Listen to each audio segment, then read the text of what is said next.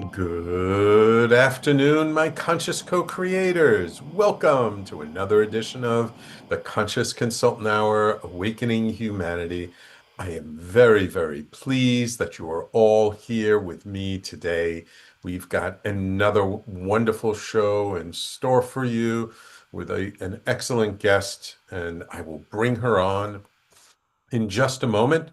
But first, of course, we have a blog post from a couple of years ago uh, talking about all kinds of things. So, this actually is a pretty good blog post, and it is entitled, When We Take Responsibility, We Can Make More Conscious Choices. Everything we do is a choice. Moment to moment, we choose where we place our attention. We choose how we show up in the world, and we choose how we respond to our situations. Sometimes those choices are conscious and purposeful. Other times they are unconscious and reactive. Being human, we flow back and forth between the two. So how do we live a more empowered life? How do we learn to be more aware of our choices and make better ones? There is one key that brings us all greater awareness and agency. For when this one thing is absent, we lose our ability to be mindful in our choices. And that key is responsibility. When we take full responsibility for all of our choices, we can decide to make different ones. On the contrary, when we reject our responsibility by blaming others, we fall into victimhood and lose our agency. This is not just true sometimes, it is true all the time. As we decide to take responsibility for everything we choose, all the good choices and all the bad choices, now we have ownership. Once we own our choices, we can do something about them. It does not matter whether these are personal choices, business choices, career choices, or romantic choices. It is all the same because it is about our taking responsibility over them that we can move into a different direction. As long as we are shunning our part in any choice, we cannot change that choice. When we own our choices and allow ourselves to be accountable for them, now we have taken back our power. Now we live more consciously, and we can be more mindful of every new choice we make. This does not mean that we are always conscious and fully in our agency. We are human beings and we make mistakes, and we will all fail at this sometimes. Failing is not the problem, as long as we recognize it and learn from it. For it is about leaning into where we want to go and how we want to be.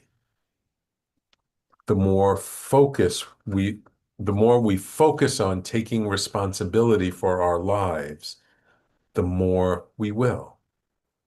So the next time we have a choice to make, perhaps we can give ourselves a little space to sit with the choice before we make it.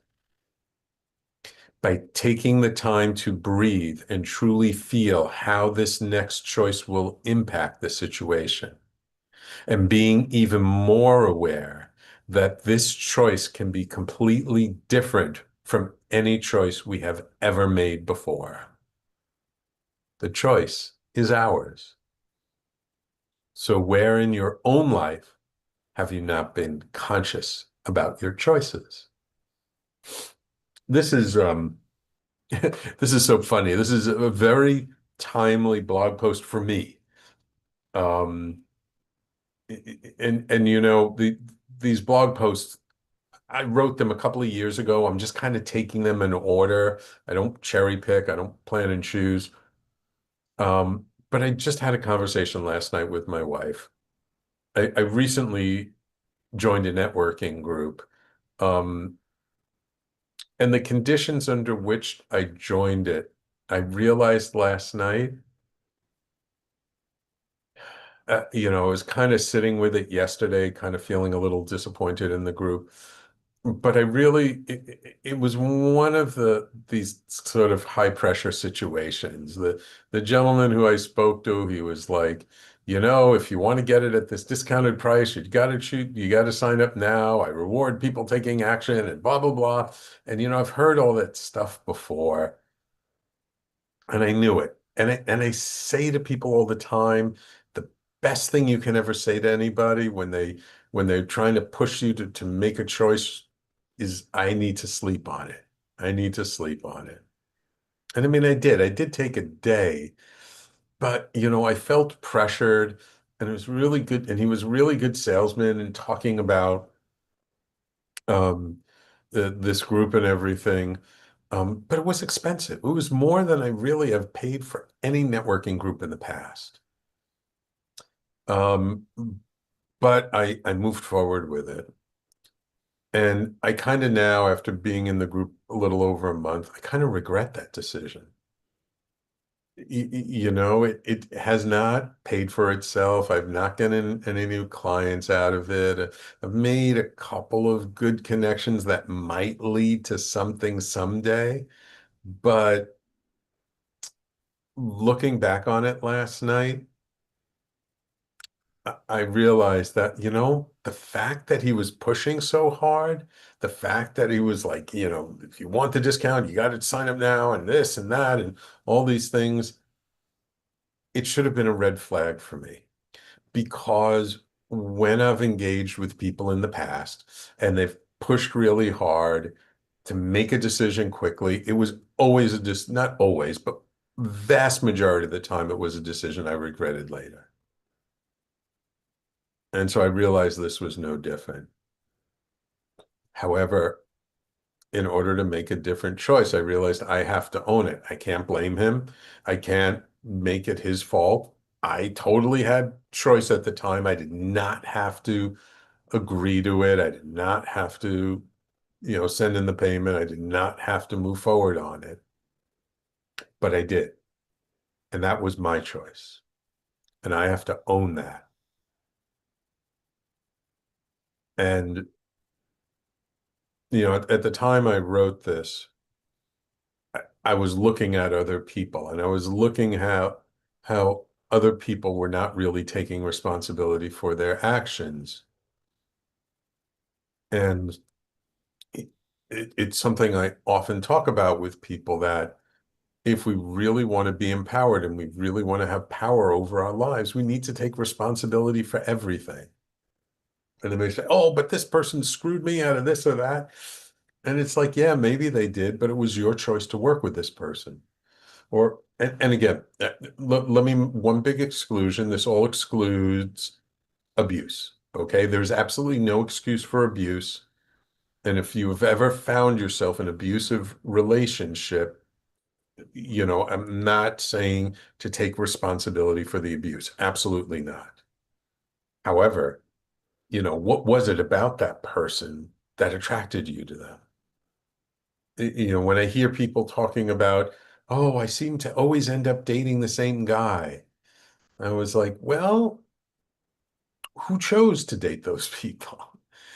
And there's a certain amount of agency in terms of, another person, we can't control who they are or how they are, but we control how we show up and we control the choices that we have. And if we see a repeating pattern, the only way to break the pattern is to take responsibility for the pattern and say, I'm the one creating this pattern. I need to be the one to stop it. And that's where all our power lies. Because as long as we're blaming other people, as long as we're blaming companies, the system, the political system, whatever, as long as we're blaming somebody else, we're disempowering ourselves. We're taking away our own creatorship.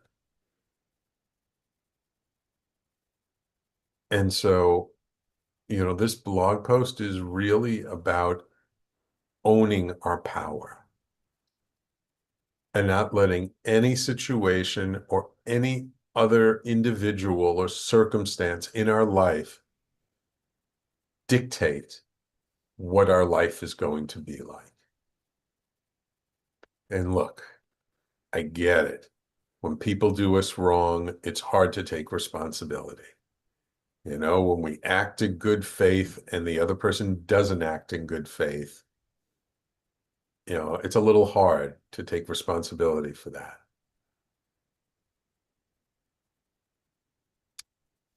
And maybe it's not about taking responsibility for that little thing, but maybe it's about taking responsibility for all the things leading up to that. What were the choices that got us there?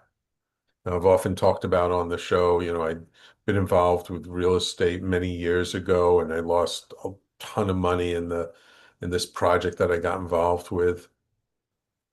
I didn't have to get involved with that project. I was being greedy. I was looking at the dollar signs. I was looking at how much money I could have made at that project. And I wasn't looking at the risks, and I wasn't taking a serious look at what the overall environment was and what was happening. This is all, the project crashed during the financial crunch of 2007, 8, 9. But again,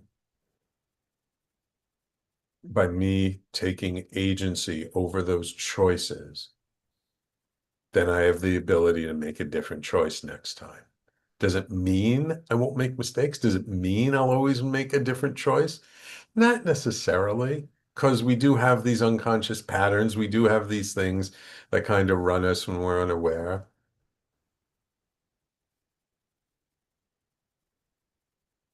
But at least it moves me in the direction I want to go, which is living a more empowered life. And that's ultimately, I think, what we all want. So, that's my blog post, which is entitled, When We Take Responsibility, We Can Make More Conscious Choices. And you can always find my blog at theconsciousconsultant.com. By the way, did you notice it's a brand new website? I got a bunch of new information up there. Totally redid it. But please take a look and let me know what you think at theconsciousconsultant.com. Yeah, and we'll have another blog post next week. All right. And now it is my pleasure to welcome to the show uh, Susan Browne, spiritual teacher, well-being coach, and creator of Angel EFT, a unique approach that combines tapping techniques with intuitive connection to the angelic realms. Known affectionately by many as the Angel EFT Lady, Susan has helped thousands of people raise their vibration, release emotional blocks, and learn how to receive guidance from their angel guides. As the author of the book, Ask Your Angel Guides, and a teacher with the Diana Cooper School of White Light, Susan brings a gentle yet practical approach to spiritual connection. In her book, she explains how anyone, even skeptics, can begin communicating with their angels through clear intention and the right phrasing. She explores why our vibrational frequency affects the clarity of the guidance we receive, and how simple daily practices can help us align with higher consciousness, even while navigating the stresses of everyday life. From asking angels for help with finances and relationships to recognizing signs through synchronicities, numbers, and intuition, Susan demystifies the process of connecting with divine support. Welcome to the Conscious Consultant Hour, Susan. Thanks, Sam. Thanks so much for having me on the show today.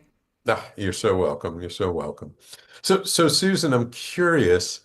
Like, have you always talked to angels? Like when you were a little girl, did you imagine like there were angels around your bed and they were your playmates, or was this something that kind of happened later in life? Yeah, no, I was introduced to angels at a young age by my lovely mum, who taught me about Archangel Michael, and then there was quite a few years of my life where I didn't think about angels that much. I was kind of on and off a spiritual path, and then all of a sudden, in my late 20s, I had, I suppose, a Kundalini rising experience, a big spiritual awakening, and I started receiving messages. And I started getting fascinated by angels and chakras and auras, and I wanted to know everything. And I started to understand that this was messages from angels coming through. And then I went on to train with the Diana Cooper School, and that was just such a great move because it's like the gift that keeps on giving. I keep meeting more people, and the network keeps growing there. But it really taught me how to understand what was happening and also move into the teaching sphere, which definitely wasn't my plan in the beginning. I could never have Mm. imagined myself standing up and talking about angels, but that's what I went on to do. So, over like how long was that period of when you first started to get introduced to it? Like you had that Kundalini experience, that awakening experience, to the point where like you kind of now are someone who talks about this stuff all the time. Yeah, so I suppose 2007 was when it started happening, and then I trained in Reiki Masters at that time, and then I joined the Diana Cooper School in 2009. And I remember when I was doing the training, I still wasn't planning to become a teacher, even though it was teacher training. I was doing this for myself, but the Uh, angels had other ideas, and before long, in late 2009, I ran my first class in angels, and I realized this is something that is really delightful and enjoyable to talk to other people about angels and see people light up as they realize that that connection is there for them too. And yeah, it's so rewarding. Do you remember your like first encounter with angel communication, what that was like for you? Yeah, I remember being guided about something. It was something to do with work, and it was really random. And the next minute, the phone rang, and all these connections happened. And I just thought, wow, that is something else. That's not coming from my imagination. That is definitely Mm, that's guidance coming from somewhere. So I remember that kind of light bulb moment, and then getting into meditation really powerfully after that, and getting really curious, and having to learn how to ground myself because I yeah. could have just stayed in this magical world all day, but yeah, it was a big change. And um when you started to study in the school and learn more about this, what did your friends, your family, like, were you talking about this with people, or were you kind of keeping it quiet to yourself? I'm just curious, like, what was the reaction to people around from or people around you? Yeah, horses for courses. I would choose who I would speak to about it. I mean, I'd phone my mom and she'd be like, "Yes, I totally agree with you. I totally get it." Um, Uh, but not all of my friends at that time, would have been into the same kind of thing, and mm, so I would choose. And I was working as a mental health nurse at that time, so I wasn't going to be talking about it at work either because it would be regarded as really strange. yeah. Yeah. And was there a point at which that kind of flipped for you where it just became so much a part of who you are and what you do that you couldn't not talk about it to people, or do you still kind of, keep it quiet when certain people? Yeah, I suppose I still keep it quiet. Not keep it quiet is probably the wrong way to describe it, but I Mm, choose my conversation. If I start hmm talking to certain members of my family, for example, who are just not into that, their eyes are going to glaze over, and they, hmm it's just hmm pointless. But then people surprise you. People that I wouldn't have considered talking to about angels have come to me and said, oh my gosh, I'm so fascinated by the angels. And I'm like, wait, what? You are? So sometimes I'm a bit too cautious, but obviously I'm not that cautious because I'm fairly public at this stage. Yeah. But yeah, I do choose who I talk to. And I'm curious, just what would you say was like the most profound experience you had with angel communication? Like what, when it happened, like really either not necessarily shook you, but really like got you to say like, oh my God, this has to be real. Like there's no other way. Yeah, it's really hard to pick one because there's a number, but one just popped into my mind where I was at an angel workshop and Mhm. I felt hands of light on my back, these enormous hands of light on my back, and it was so physical and it was so uplifting, and I knew exactly what it was, and it was Mm, such a special moment. That was one of those undeniable moments. mm, mm, mm. Wonderful, wonderful. And at what point, like, what was the inspiration for you to write a book about this? Like what kind of got you to sort of say, okay, I need to kind of share this information with other people. I need to put it out there in a broader way. Yeah, so I wrote a book a few years ago called Angel EFT. Hmm. And so I was um, I was taking a break from my job at that time, and I got busy with writing that book. And I decided, I really want to work at this. But I had loads of blocks about finishing books. In fact, I started writing books in primary school, and then it was a number of decades later before I finished my first book, which was Angel EFT. And then, I had to say to myself, right, use your technique to overcome your block. And so that's what I did, and it worked. So yeah, I went ahead and I got that out there, and it was really funny how that one came through actually, because I had sent it off to a publisher, and months were ticking by, and I hadn't heard anything. And then I was at one of Diana Cooper's talks in Dublin, and she got us to stand up and announce if we had something we wanted to manifest. And I stood up and said, I want to manifest a publisher for my book. And then the next morning on my way home, I just happened to check my emails, and there was an email from the publisher saying they were going to publish that book. So I was so delighted. So that was a big moment. And then Ask Your Angel Guides came a few years later, when I started to become fascinated by powerful questions. And powerful questions are so enlightening, I find. In fact, they link back to what you were talking about earlier from your lovely blog, and taking Mm, responsibility, turning our challenges and difficulties into questions, initially to ourselves. But my idea mm, was, what if we put these powerful questions to the angels? And when I tried it out, I discovered that not only was my own mind working to its best ability to reach for a solution, I mm, was also opening the door to the angelic realms, saying yes to the angels you can step in and help. So it was like a double whammy. And the mm. results were phenomenal.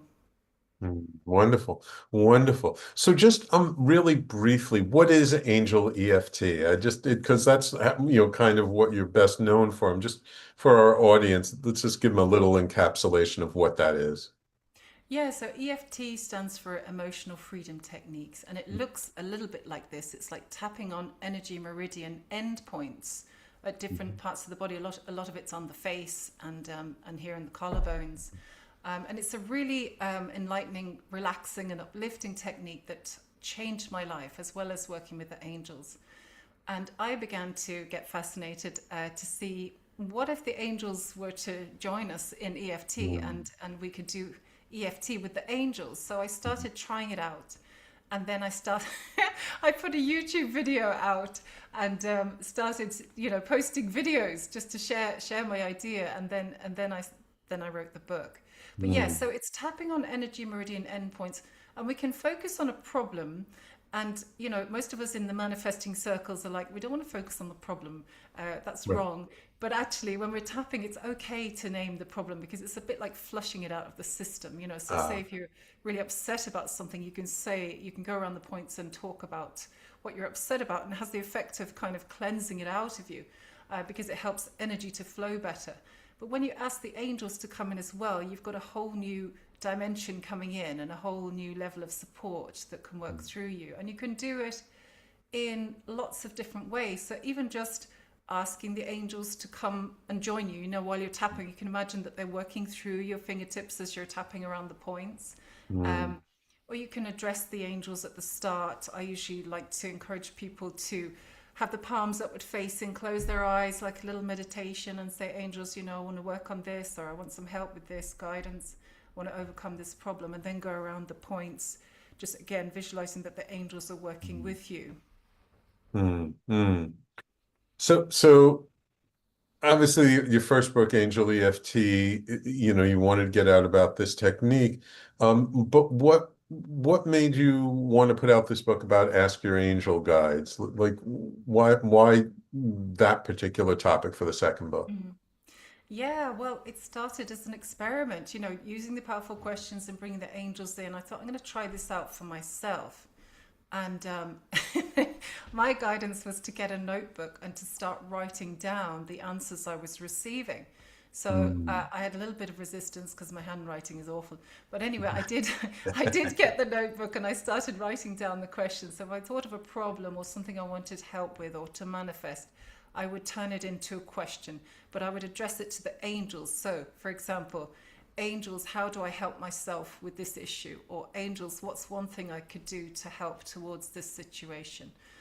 Or, you can get much more specific, obviously, but that's just to give a flavor. And then just relax and just write down what comes through.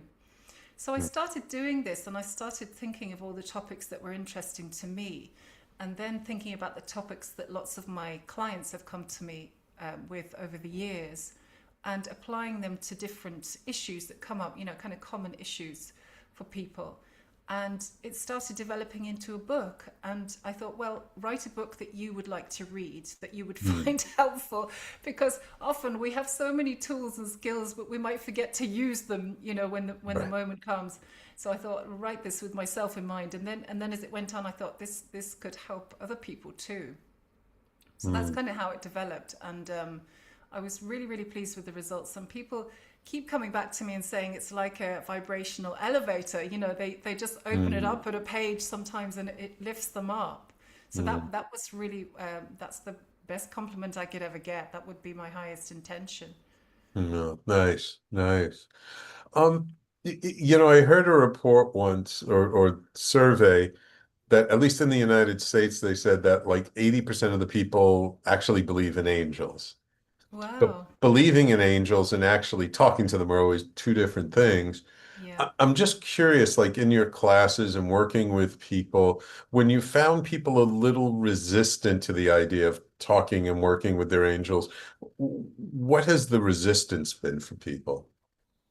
People would often feel like they're not important enough to talk to the angels, or they don't have the Mm, skills to receive the answer. They're not psychic enough, or the angels are too busy to deal with their small problems, or there's all these things. I don't want to be bothering the angels, but mm, actually, the angels are dying to work with us and are delighted to help us with even the most minor things in our life, because whenever we work with the angels and allow them to step in, we're raising our vibration naturally by doing that. And that's one big mission of the angels, is to help humans to raise their vibration. mm. So, how do you recommend people get started? Like, just like the initial steps of like someone's listening to this interview and they're like, oh, I've always wanted to communicate with my angels. I know I have a guardian angel, but I don't know anything more than that. Like, Mm. how do you recommend people just take the first couple of steps? Yeah. Yeah, well, obviously buy the book, Ask Your Angel Guides. Yes. But just even now, if somebody's not operating machinery or driving, just even we could just do a little tiny visualization if you wanted, just to Sure. so people could listen in. So if you want to close your eyes and just take a nice, comfortable breath, and just giving the body permission to soften and relax. And bring awareness to the soles of your feet and just feel your feet on the floor. Anybody wearing high heels, you might like to slip them off if you can. Just to feel your feet flat on the floor, nice and grounding.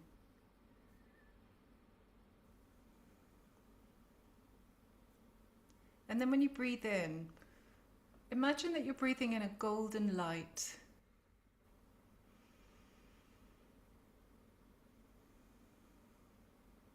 And on each in-breath, you're breathing in more of this golden light, and it starts to spread around the body.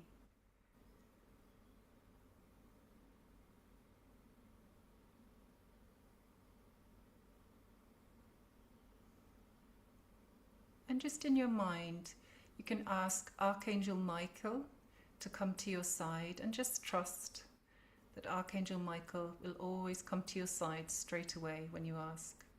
And he works with a protective deep blue light. You can ask him to place his deep blue light around you like a beautiful cloak, protecting you and holding you in the highest light.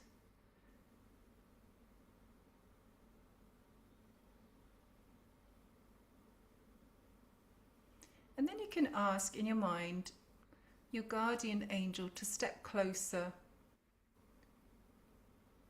And imagine you can feel a connection with them now.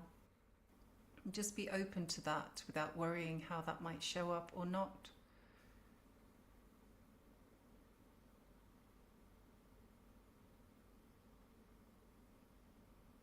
Just being open to your guardian angel, making a connection, giving you a sign.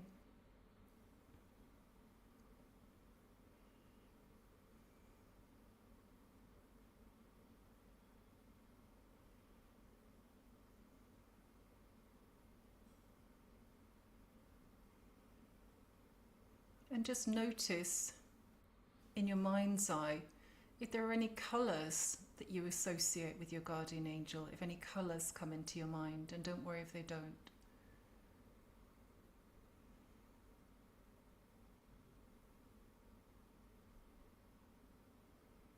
And you can ask a question of your guardian angel.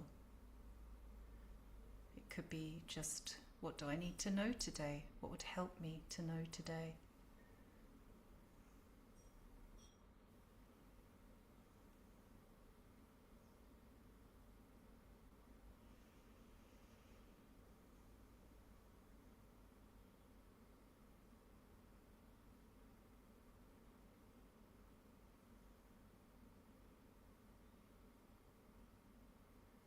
And then just thank your guardian angel. Obviously you can stay here longer if you want to, just for the purposes of the interview. Thank your guardian angel and Archangel Michael. Remember your feet flat on the floor, nice and grounded. Have a little stretch. If you want to, move around, roll the shoulders. And if anybody's watching live and they want to comment, that would be lovely if they wanted to say anything about that experience. Yeah, so I'll tell you what, why don't we take a quick break? Mhm. Give people a chance to get back in their bodies, get grounded. Like if you're listening on the live streams, please feel free to comment. Let us know what that experience was like. And then we will be back in just a moment with our guest, Susan Browne, author of the book, Ask Your Angel Guides, and we'll continue the conversation in just a moment. Are you a spiritual seeker? Are you interested in expanded states of reality? I'm Sam Leibowitz, your conscious consultant, and on my show, The Conscious Consultant Hour, Awakening Humanity, we will dive into these topics with authors, teachers, researchers, and guides. Tune in at our new time, Wednesdays at 12 noon Eastern Time. That's the Conscious Consultant Hour, Wednesdays, 12 noon Eastern on talkradio.nyc. You're listening to Talk Radio NYC. Uplift, educate, empower.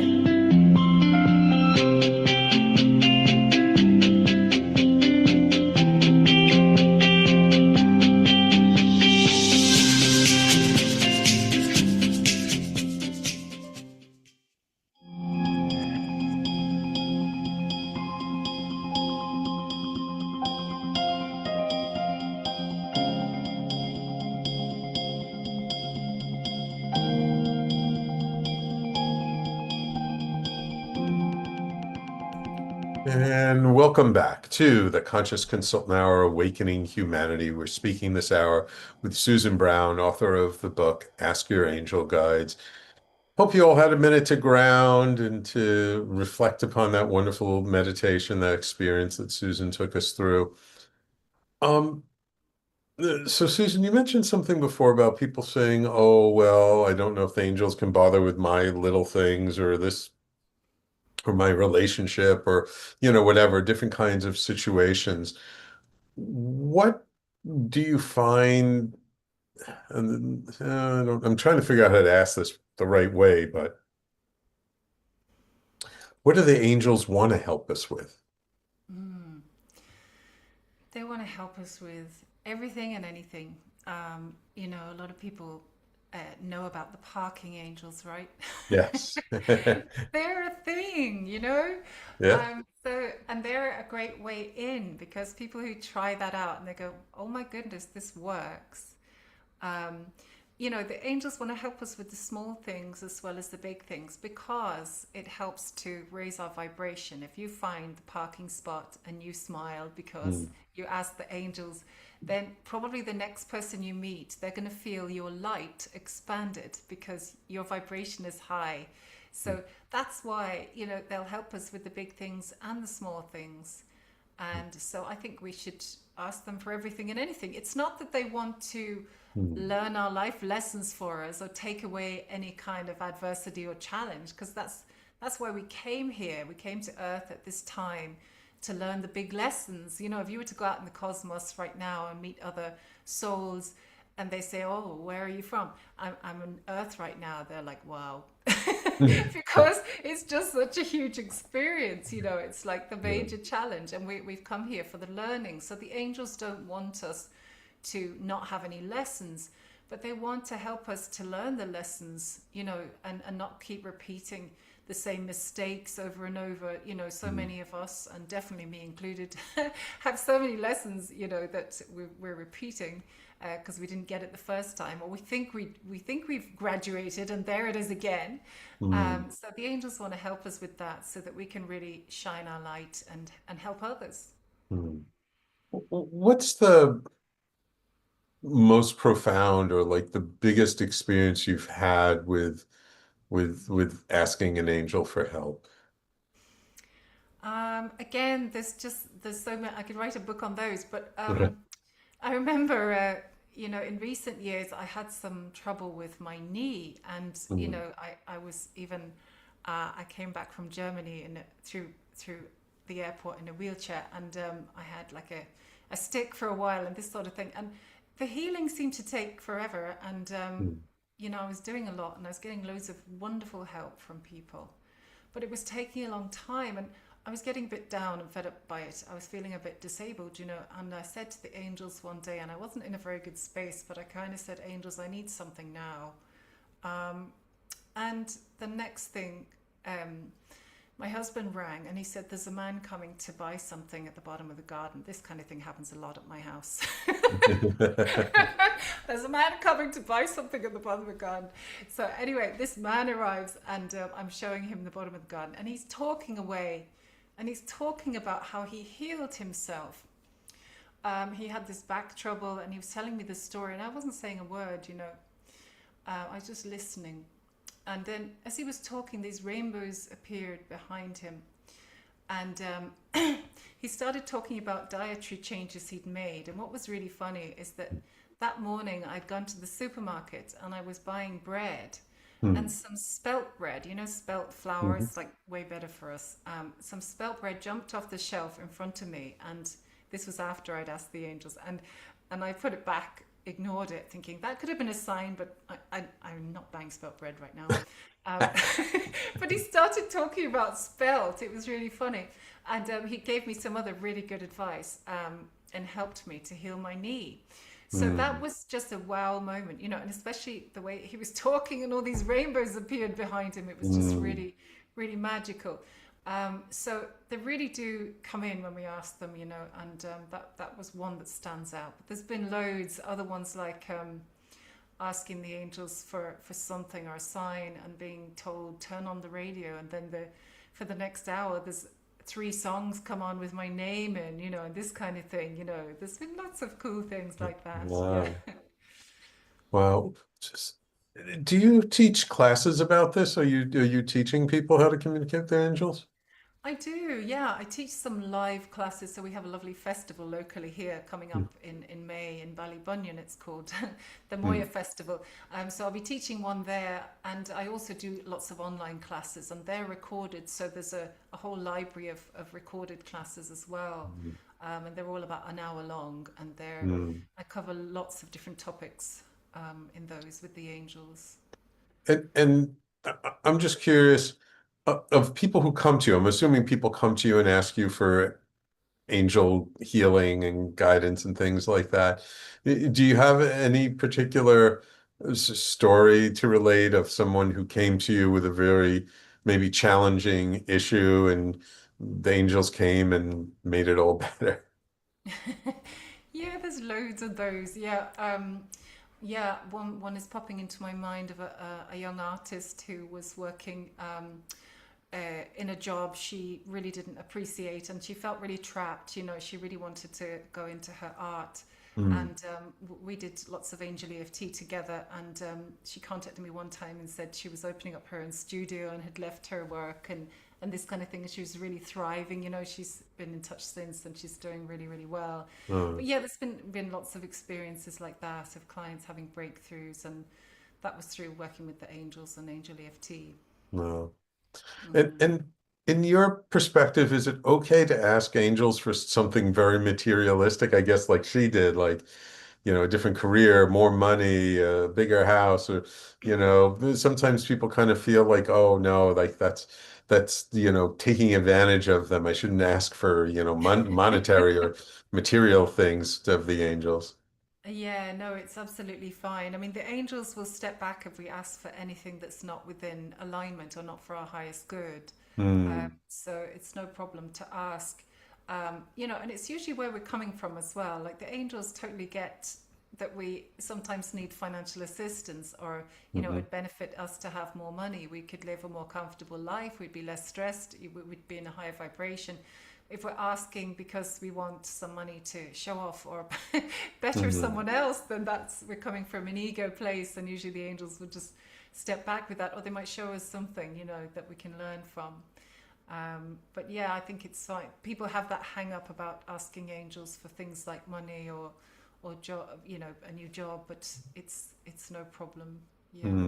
Hmm. Yeah, I Mm. mean, you kind of answered it, but I'm still going to ask the question. Is there anything that we shouldn't ask our angels for? Yeah, I suppose to harm someone else. Yeah. Yeah, or yeah. I mean, it's not that it's not going to do any damage by asking. The angels. They're not going to say, right, you're Mm. banned from any requests for the next 3 years. Um, you know, but they'll you just won't get a response. But Yeah. yeah, usually when people get into working with the angels, they don't they don't go down that path that Hmm. I'm aware of anyway. Hmm. It just Well, seems so counterintuitive. how do you recommend people deal with like they're facing a challenging situation, they're asking their angels for help and nothing seems to be happening. Uh, how do you interpret that, or what's your perspective when something like that happens? Yeah, that's really hard.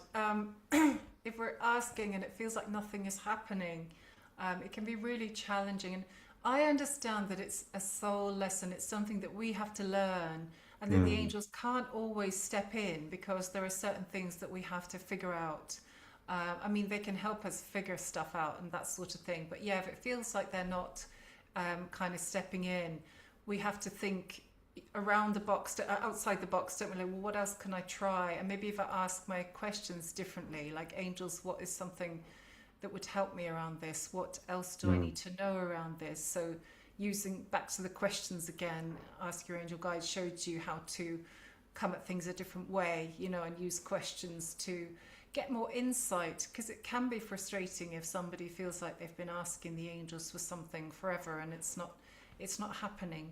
And Hmm. sometimes things are not for our good, that we're asking for. We can't see the bigger picture like the angels can. You know, Right. people would be asking for a certain thing. I remember trying to manifest a certain job and I was sure it was a good fit for me. And I ended up not getting it. And I was like, what? Mm. Anyway, a much better job was just around the corner. So, you know, the angels can see things that we can't. So Mm. that's really important to remember. So I guess it's if you're asking the angels for something, it's not coming to ask for more information or to just wait, it sounds like that sometimes there's something different coming for you that, like you say, could be Sometimes. even better. Exactly. And sometimes it's timing. You know, the thing we're Mm. asking for might be right for us, but just not right now. You know, there's a Mm. good reason that it's not good for us right now, but it might be in 6 months' time or, Mm. you know. Mm. Have you found over the years that, since you've been publishing book and teaching classes and stuff, do people seem more open, the same, or less open about these conversations around angels and talking to angels and asking for help? Yeah, it's a really good question. It kind of comes in waves, and I wonder if it's where I put my attention sometimes. But Mm. I think people are becoming more open because humanity is, believe it or not, the frequency is rising, you know. So more and more people are having experiences and opening up to the higher realms. So I would imagine that it's on an increase. Yeah. Mm. Yeah, that kind of leads me to my next question, which is around just this whole situation the world is in. Mm. It it feels like there's more chaos, there's more division, there's more polarity than ever before. I'm curious, like, what do the angels have to say about what's going on in the world today? Well, it's a whole shift that's happening, and in order for the old systems to break down, sometimes it feels more like chaos as they Mm. break down because there's going to be a rebellion, and rebellion isn't the right word, but you know, things will kick off as the systems start to break down and people Mm. resist and people get fearful. And like our Yeah, biggest challenge at the moment is to rise above that fear, I think, isn't it? And come yeah, back into truth and the knowledge of oneness, you know, feeling the oneness, because one of the biggest challenges we're faced at the moment is the whole separation consciousness and judging other people and the us and them and those people and we the right ones, and you know, we're given these challenge every day, and yeah, it's really a big test that we're faced, and yeah, coming back to oneness is the answer. yeah, yeah. Do you find when you ask the angels more quote unquote spiritual questions that you get different kinds of answers than like a mundane question? Hmm. I'm trying to think now of a spiritual question. I feel like almost everything is spiritual in a way. You know, Ah, even the mundane things are spiritual because they have like lessons in them. You know, like hmm, even coming back to the parking angels. If right. we, you know, if for example we couldn't get a spot, there might be some learning in that. It might be that we need to learn more patience or tolerance today, or Hmm, something like that. I feel like even the small things that we're faced with every day are showing us something. hmm. Yeah. Yeah, it's kind of funny that I, I always joke around with people that I have great parking angels. I mean, I don't own a car, but on the occasions when I have to rent a car and do something, I usually can, there's a spot waiting for me right then and there. But every now and then, it's like no parking spots. And, especially in Manhattan. I mean, it's easy to imagine that. And I'm like, okay, parking angels, show me a parking spot. And I'm driving around and still no parking spots. I'm like, come on, angels, you're usually pretty good. Where's the parking spot? And it can really take a long time. And then I end up parking, further away to find a spot. And I'm just wondering, I'm sure that's not an uncommon experience where maybe you feel like usually they're pretty good, and now for just this one circumstance, you're asking for their help and it doesn't feel like it's coming. Like, what do you recommend of how to keep yourself in a more open vibration when you're experiencing something like that, when things just aren't going your way and you don't understand why not. Yeah, that's a really good point. And it relates, it reminds me of what you were talking about earlier in your blog, like Mm. taking responsibility. Because if we're asking the angels, something straightforward like a parking space and it's not working this time and we're being showed more and more challenge, there's a red light and then someone cuts in front of you or this happens or that happens and you're thinking, what's going on here? Um, and it brings me back to, well, what am I learning from this situation? Do Mm. I have to increase my faith even more now because the angels haven't just shown me a parking space? So I have to have more faith and I have to be responsible for my response, to Mm. this. Like I'm getting frustrated now. I'm starting to become late and I really Mm. don't like being late. So my Mm. anxiety levels are increasing. What Mm. am I going to do with that? Am I going to react? Am I going to lash out? Am I Mm. going to be cranky or cross or, get into a state, or am I going to just, be with that Mm. discomfort for a bit? Yeah, yeah, yeah, yeah. I think I agree 100% that sometimes there's something we don't quite see that's there for us. And the example that always comes to me is, you're late for something, you're stuck in traffic, and then after you get through the traffic because you were 5 or 10 minutes late, you find there was a really bad car accident, which if you had been on time, you would have been right in the middle of that. Yeah, that's true too. It could be that we're sent that way to avoid something. Yeah. Right, right. And I've had that experience a couple of times. So, Yeah. um, Hmm. so we gave people a little bit of experience before. Any other recommendations for, people wanting to at least initially or begin working with their angels, about, frequency or structure about how to talk to their angels, when to talk to their angels, how to just start to engage with them. Yeah, definitely. Well, a lovely one around frequency is to ask angels, what's one thing I can do today to move myself up one place? And when I say one place, I have a vibrational scale that I use, but you can imagine now, just from 0 to 10, if you imagine that 0 is the worst possibly you could be, you would probably be still in bed, unable to to move maybe, and then 10 is like the best we can be vibrationally, and it's like when we're on top of the world we feel absolutely amazing, everything feels in alignment and we feel at our best. Like listeners could maybe ask themselves, well, where do I feel like I am on the scale now, without judgment, because our human experience means we get to experience all of those things. And Hmm. even when we're very spiritually evolved or whatever, we Hmm. still can experience the low ones, and it's no problem. It's part of our human experience.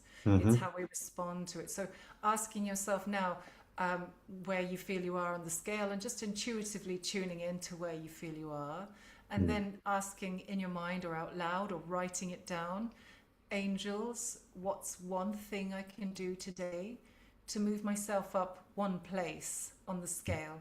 Hmm. So we say one place because if you're at 3 and you say angels, what's something I can do to get to 10?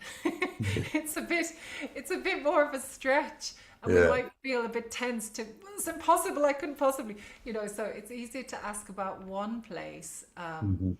coming up one place, and usually quite often that momentum can bring you higher anyway.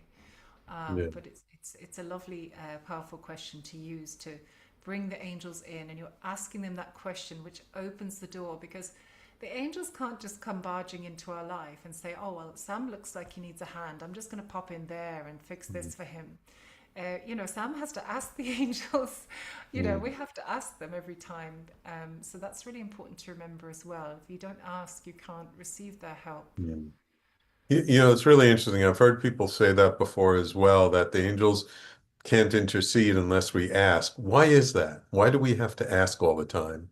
It's down to the spiritual law of free will. So Uh, we have free will as humans, but the angels don't. They work under source, under God. So mm, they need to be asked. So that's a really, really important. If people could remember one thing from this about the angels, it is remember to ask them so that they can help you.